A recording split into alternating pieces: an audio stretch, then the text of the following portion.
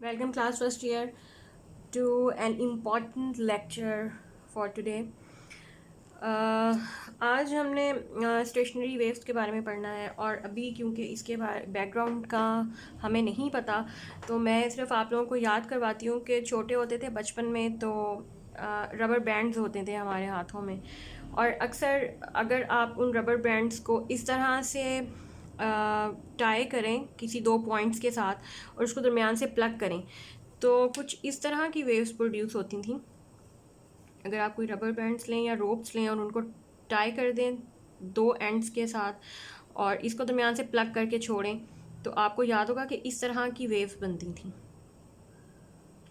और ये वेव्स कहीं भी ट्रैवल नहीं करती थी बल्कि अपनी पोजीशन के अलॉन्ग इसी इक्विलिब्रियम या दरमियानी पोजीशन के अलॉन्ग ही टू एंड फ्रो मूव करती थी या वाइब्रेट करती थी। तो अब पता नहीं आप लोगों ने ये एक्सपेरिमेंट किया या नहीं किया, लेकिन क्योंकि हम लोग वी आर विटनेस्ड कि ऐसा होता था और हम बिल्कुल अपने हाथों में ही करते होते थे, तो हमें उस वक्त नहीं पता था कि ये कोई स्टेशनरी वेव हैं या बाद में जाके फ़िज़िक्स का कोई फिनोमिना भी डिफ़ाइन कर रही होंगी। लेकिन फिर जैसे जैसे बड़े हुए और नाइन्थ क्लास में आए तो हमें पता चला कि वो that was very important phenomena about regarding stationary and और स्टैंडिंग वेव्स। वो कोई आम चीज़ नहीं थी बल्कि एक स्टैंडिंग या स्टेशनरी वेव बनती थी और बाकायदा हम उसकी वेव लेंथ मेजर कर सकते थे और कोई भी एक्सपेरिमेंट यूज़ हम उससे एक कि वो एक्सपेरिमेंटली एक टेक्निक थी टू प्रोड्यूस स्टेशनरी वेव्स। तो अभी आज हम इस टॉपिक में क्योंकि स्टेशनरी वेव्स पढ़ेंगे और हमें नहीं पता कि ये कैसे बनती हैं और जैसे कि नाम से ही ज़ाहिर है कि हैं ही स्टेशनरी, तो ये थोड़ा सा पॉन्डरिंग पॉइंट है कि वेव्स हों और स्टेशनरी हों ये कैसे हो सकता है, क्योंकि अभी इस पूरे चैप्टर में क्योंकि हम वेव्स के बारे में पढ़ रहे हैं और शुरू से ही हमने ये सुन रखा है इस चैप्टर में कि वेव्स हमेशा ट्रैवल करती हैं। तो ये किस तरह की वेव्स हैं कि जिनको हम स्टेशनरी कह रहे हैं, तो इसके बारे में हम पहले क्योंकि अब इसकी डेफिनेशन की तरफ आहिस्ता आहिस्ता आ रहे हैं। We are now in a position to define is what is the stationary wave. तो क्लास जब भी दो ऐसी वेव्स आपस में मिलती हैं, अब जाहिर है कि सारी वेव्स जब भी किसी आप बात करते हैं किसी पॉन्ड की बात करते हैं वाटर वेव्स की बात करते हैं तो सारी की सारी वेव्स जाहिर सी बात है कि एक ही डायरेक्शंस में नहीं जा रही होती बल्कि मुख्तलिफ डायरेक्शंस में मूव कर रही होती हैं। और कुछ वेव्स ऐसी होती हैं जो ओरिजिनेट तो एक ही पॉइंट से होती हैं बट ट्रैवल मुख्तलिफ डायरेक्शंस में करती हैं। जब वो मुख्तलिफ डायरेक्शंस में ट्रैवल करती हैं तो जहाँ से आप वो टकरा के कहीं ना कहीं से वापस आती हैं, उनके रास्ते में कोई भी रुकावट रख दे वहीं से टकरा के वापस आ जाती हैं और जब वापस आके मीटअप करती हैं तो वो स्टेशनरी वेव्स बनाती हैं। और स्टेशनरी वेव्स को स्टेशनरी इस वजह से कहा जाता है, किस वजह से कहा जाता है हम आगे से इसको मज़ीद डिस्कस भी करेंगे, लेकिन जैसा कि नाम ही थोड़ा थोड़ा हमें बता रहा है कि एक ही जगह पे क्या रहती हैं तो फिर हम इनको वेव्स क्यों कहते हैं। तो बहरहाल ये सारी चीज़ें आज के लेक्चर में हम डिस्कस कर रहे हैं। तो ये एक फिनोमिना है सुपरपोजिशन ऑफ वेव्स का। जब भी दो वेव्स ऑपोजिट डायरेक्शन में मूव करती हुई वापस ट्रैवल करें रिफ्लेक्ट होंगी वापस आएंगी और सुपरपोज होंगी। तो अगर फॉर एग्जांपल हमने दो वेव्स ली हैं, यहाँ पे फिगर में मैंने बनाया भी हुआ है, ये वेव 1 है वेव 2 है, उनका प्रोफाइल्स मैंने बनाए हुए हैं किस तरह से मूव करेंगी किन टाइम इंस्टेंट्स पे मूव करेंगी। t is equal to 0, 1/4t, half t, 3/2t, मतलब एक पूरा राउंड ट्रिप लेंगी पूरी वेव लेंथ, क्योंकि 1t मैंने टाइम पीरियड 1t लिया है एक टाइम पीरियड में किसी भी जगह से हमेशा वेव का एक वेव लेंथ वाला पोर्शन पास होता है। तो एक वेवलेंथ इसकी पास हो जाएगी। मैंने क्योंकि दो वेव्स ली हैं दोनों का प्रोफाइल्स हम नोट करेंगे डिफरेंट टाइम इंस्टेंट्स के ऊपर, वो टाइम इंस्टेंट्स ऊपर मैंने लिखे हुए हैं। तो हम देखेंगे कि t इज़ इक्वल टू 0 पे वेव्स जो हैं वो किस तरह पास होंगे और उसके ये टाइम इंस्टेंट्स हैं और फिर उन पॉइंट्स की वेव्स जो पास कर रही हैं उनकी मैंने पोजीशंस भी ड्रॉ की हुई हैं। अगर गौर से देखें ये फिगर मैंने ड्रॉ की हुई है फिगर 8.12, आप बुक में भी कंसंट्रेट कर सकते हैं। आप देखें कि यहाँ पे मैंने कुछ पॉइंट्स बनाए हुए हैं 1 2 3 4 5 6 7 और ये 7 पॉइंट्स हर वेव में मौजूद हैं। आप देखें कि ये वेव क्योंकि ऑपोजिट डायरेक्शन में मूव कर रहे हैं, let me show here this wave is travelling to leftward and this wave is traveling to rightward. ये वेव लेफ्ट डायरेक्शन में जा रही है और नीचे वाली जो वेव है ये राइट डायरेक्शन में ट्रैवल कर रही है. तो क्लास कहीं पर भी ये वेव्स आप जब रिफ्लेक्ट होके वापस आएंगी और मिलेंगी तो ये स्टैंडिंग वेव बनाएंगी. अच्छा, बहरहाल वो तो दूर की बात है. अब ये ऐसे जहाँ जैसे ट्रैवल कर रही हैं, हमेशा स्टैंडिंग वेव जो हैं वो दो ओपोजिट डायरेक्शंस में मूव करने वाली वेव्स ही बना सकती हैं. सो इसके लिए हमें दो ओपोजिट डायरेक्शंस में मूव करती हुई ट्रैवलिंग वेव चाहिए. और स्टेशनरी वेव बनती भी किससे? हमेशा ट्रैवलिंग वेव से बनती है. तो जब भी तो अब हम ये करेंगे कि इसके हम चेक कर लेते हैं कि ये ट्रैवलिंग वेव्स ऑपोजिट डायरेक्शन में मूव कर रही हैं और इनके पॉइंट्स की पोजीशंस क्या क्या आती हैं डिफरेंट टाइम इंस्टेंट्स पे. तो इसके लिए अब मैंने 7 पॉइंट्स भी ड्रॉ कर लेंगे हैं एट दीज इंस्टेंट्स.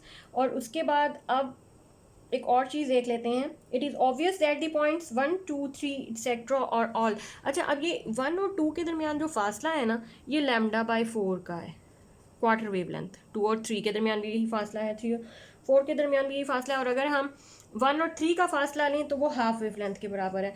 और अब अगर कहीं पे ये मीट अप करती हैं during their course of motion तो हम कहेंगे, हम इन पे principle of super position apply करेंगे और आफ्टर सुपर पोजिशनिंग ये हम इनके रिजल्टेंट डिस्प्लेसमेंट्स मेजर कर सकते हैं. और वो हम कहाँ करेंगे? ये फिगर ए है. फिगर बी में इनकी रिजल्टेंट पोजिशंस दिखाई गई हैं कि अगर हम फिगर बी में भी फर्स्ट फिगर देखें तो यहाँ पे 4 पॉइंट्स हैं, 1 3 5 7. अच्छा, अब ये देखें कि at time t is equal to 0 पे ये स्टार्ट हो रही है, इस तरफ मूव कर रही है लेफ्ट में. जब 1/4 क्वार्टर टाइम पास हो जाएगा तो आप देखेंगे कि इसका क्वार्टर पोर्शन वेव का पास हो चुका है और ये वाली पोजीशन अब यहाँ पर आ चुकी है. सिमिलरली ये वाली पोजीशन यहाँ पर आ चुकी होगी, ये वाली पोजीशन यहाँ पर आ चुकी होगी. और ये आपको यहाँ पे देखें कि नज़र आ रहा है कि कैसे पोजीशंस चेंज हो रही हैं along the course of motion. इसी तरह से ये वाली सेकंड वेव क्योंकि राइट हैंड साइड पर मूव कर रही है तो इसमें आप देखें कि इस तरफ मूव कर रही है तो ये वाला पॉइंट 1 पे आ जाएगा, ये देखें. और उसके बाद ये पॉइंट यहाँ आ जाएगा, यहाँ पे ये पॉइंट यहाँ आ जाएगा तो ये यहाँ पे आ गया है. और सिमिलरली ये वेव पूरी, ये आगे देखें यहाँ पे शो हुए हैं ये सारे पॉइंट्स जो कि मूव कर रहे हैं और ये आप बुक में भी देख सकते हैं. अच्छा, अब देखें कि t इज इक्वल टू 0 पे ये इन फेज़ हैं, मतलब कि इनके 1.3 से मैच हो रहा है. 4 पे अगर एक्सट्रीम पोजीशन है डाउनवर्ड तो यहाँ भी एक्सट्रीम पोजीशन है डाउनवर्ड. तो इस तरह से ये पॉइंट्स कहीं पे मैच कर रहे हैं और कहीं पे ये एक दूसरे को अपोज कर रहे हैं.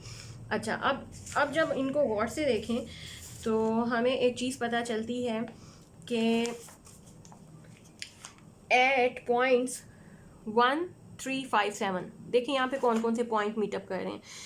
1 पॉइंट इधर 1 से ये 1 और ये वाला पॉइंट जो कि डाउन बिल्कुल इक्विलिब्रियम पोजीशन पे है, 5 पॉइंट्स बिल्कुल इक्विलिब्रियम पोजीशन पे और 7 पॉइंट बिल्कुल इक्विलिब्रियम या जीरो मिड पोजीशन पे, जीरो पोजीशन पे. और सिमिलरली ये हर एक में यही पॉइंट्स नोट हुआ.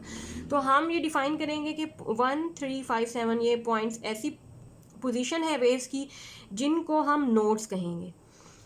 सिमिलरली और यहाँ पे देखिए कोई रिजल्टिंग डिस्प्लेसमेंट आपको नज़र नहीं आ रहा इस पॉइंट पे, तो इसका मतलब है कि ये इनका रिजल्टिंग डिस्प्लेसमेंट 0 है. और ऐसे पॉइंट्स जिनका रिजल्ट जब के दो वेव्स जो कि ऑपोजिट डायरेक्शन में मूव कर रही हैं वो सुपर पोजिशन के बाद वो मिलें और ऐसे पॉइंट्स जिनका कोई रिजल्टेंट डिस्प्लेसमेंट ना हो नोड्स कहलाते हैं. और इन पॉइंट्स को 1 3 5 7 के साथ रिप्रेजेंट किया गया है. इसी तरह से आप देखें कि एक नोड पॉइंट 1 पे बनता है, दूसरा नोड पॉइंट 3 पे बनता है. और अगर हम इन दो कंसेक्यूटिव नोड्स का आपस में डिस्टेंस लें तो वो λ/2 के बराबर बनता है. ठीक है, ये आपने भूलना नहीं है. ये वाला जो डिस्टेंस है ये 1.2 का है और ये 1 से 3 तक का डिस्टेंस है. ये दो नोड्स के दरमियान का डिस्टेंस है हाफ वेव लेंथ के बराबर. और ये 1 और 2 पॉइंट्स का कंसेक्यूटिव पॉइंट्स का डिस्टेंस है तो ये क्वार्टर वेव लेंथ के बराबर है. तो क्लास इसी तरह से ही हम फिगर बी का सेकंड पार्ट कैलकुलेट करेंगे. तो आप गौर से देख लीजिए 0.2 4 6 ऐसे पॉइंट्स हैं, जैसे 0.2 जो है ये हाईएस्ट मैक्सिमम पॉइंट है. सिमिलरली 0.4 ये वाला हाईएस्ट पॉइंट है, ये वाला, और 6 ये वाला हाईएस्ट पॉइंट है। और सिमिलरली यहाँ पे देखें, यहाँ पे कोई भी मीटअप नहीं हो रहा और हाईएस्ट पॉइंट कोई भी आपको नहीं मिल रहा, मतलब कि कोई भी पॉइंट इन फेज नहीं है। फिर इसी तरह से हाफ टीक में भी आपको ऐसे पॉइंट्स मिल रहे हैं, ये वाले, जो कि हाईएस्ट मैक्सिमम डिस्प्लेसमेंट को शो कर रहे हैं, और जब ये सुपरपोज होते हैं तो इनका डिस्प्लेसमेंट बढ़ जाता है। तो ऐसे पॉइंट्स जो कि जब दो वेव्स आपस में मिलती हैं आफ्टर सुपरपोजिशन, उनका रिजल्टिंग डिस्प्लेसमेंट मैक्सिमम हो, वो पॉइंट्स 2, 4, 6 से इस पूरी फिगर में रिप्रेजेंट किए गए हैं, और वो पॉइंट्स एंटी नोड कहलाते हैं। और क्लास हमेशा एंटी नोड्स ही वो पॉइंट होते हैं जो एक्सट्रीम पोजिशंस पर होते हैं। तो हम ये कह सकते हैं कि 2, 4, 6 या ये वाले पॉइंट्स, ये इनसे जो सुपरपोजिशन के बाद जो वेव का पोर्शन बनेगा वो एंटी नोड कहलाएगा। तो एंटी नोड या पॉइंट्स या एंटी नोड ऐसे पॉइंट हैं जो स्टेशनरी वेव्स में हमेशा एक्सट्रीम पोजीशन पर होते हैं। और अब क्योंकि हमारे पास इस तरह की वेव बन गई है जिसमें कुछ पॉइंट्स हैं जिनका ज़ीरो डिस्प्लेसमेंट है, कुछ पॉइंट्स हैं जिनका मैक्सिमम डिस्प्लेसमेंट है, तो अगर हम एक नोड से एंटी नोड का फासला लें तो वो λ/4 ही बनता है। और अगर डिस्टेंस बिटवीन 2 कंसेक्यूटिव नोड और 2 कंसेक्यूटिव एंटी नोड लें तो वो हाफ वेवलेंथ के बराबर ही बनता है। और यहाँ पर एक बात मेंशन करना बहुत ज़रूरी है कि जैसा कि हम शुरू से वेव में पढ़ते आ रहे हैं कि वेव एनर्जी को ट्रांसमिट करती है, एनर्जी को ट्रांसमिट करती है, तो स्टेशनरी वेव्स में क्या हो गया, ये कैसे एनर्जी को ट्रांसफ़र करेगी। तो देखने में और दिखने में तो यही लगता है कि एनर्जी को तो ट्रांसफ़र नहीं कर सकती क्योंकि ये अपने नोड्स के ऊपर तो फिक्स्ड होती है, लेकिन एनर्जी की एक फॉर्म को दूसरी फॉर्म में लाजमी कन्वर्ट करेगी जो इसकी एक्सट्रीम पोजीशंस होंगी, जिनको हम एंटी नोड्स कहते हैं। जब वो उस पोर्शन में सारी की सारी एनर्जी जो है वो एंटी नोड पोटेंशियल एनर्जी होगी, और जब हम नोड्स की तरफ आएंगे तो उस पोर्शन में सारी की सारी, या जब भी ये ट्रैवलिंग वेव या स्टेशनरी वेव्स की अगर हम मीन पोजीशन की बात करेंगे तो उस वक्त जो एनर्जी होगी वो सारी की सारी काइनेटिक होगी। तो हम ये कह सकते हैं कि ये एनर्जी ऑक्सीलेट कर सकती है बिटवीन 2 पोजीशन, पोटेंशियल और काइनेटिक एनर्जी के दरमियान एनर्जी ऑक्सीलेट तो ज़रूर करती रहेगी, लेकिन आगे पास नहीं होगी कि अपनी एक ही जगह पे या एक ही बाउंड पॉइंट के अंदर एनर्जी ऑक्सीलेट करती रहेगी। तो ये क्योंकि हमने पढ़ा था कि energy travelling wave transmit energy without transmitting the particles, क्योंकि ये मीडियम के थ्रू करते हैं ना एनर्जी को, तो अपने मीडियम के थ्रू एनर्जी ट्रांसफ़र करती है, but hence energy remains standing. लेकिन जब स्टैंडिंग वेव होती है तो energy remains standing in the medium between nodes although it alternates between potential and kinetic form. An easy way to generate stationary, अगर बात की जाए कि स्टेशनरी वेव को हम प्रोड्यूस कैसे कर सकते हैं, तो स्टेशनरी वेव को प्रोड्यूस करने के लिए हमें 2 ट्रैवलिंग वेव चाहिए डाउन टू द स्ट्रिंग, जो कि स्ट्रिंग के अंदर अगर 2 ट्रैवलिंग वेव हों, आप प्लग करें, एक राइट हैंड साइड मूव करे, एक लेफ्ट हैंड साइड मूव करे, वो रिफ्लेक्ट होके जब वापस आएंगी और सुपरपोज करेंगी तो जो वेव होगी वो स्टेशनरी वेव होगी। तो आज समझें कि हमने स्टेशनरी वेव का इंट्रोडक्शन किया है। कल के लेक्चर में हम मज़ीद देखेंगे कि स्ट्रेस स्ट्रिंग के अंदर स्टेशनरी वेव्स को कैसे प्रोड्यूस किया जा सकता है। Thanks for watching class.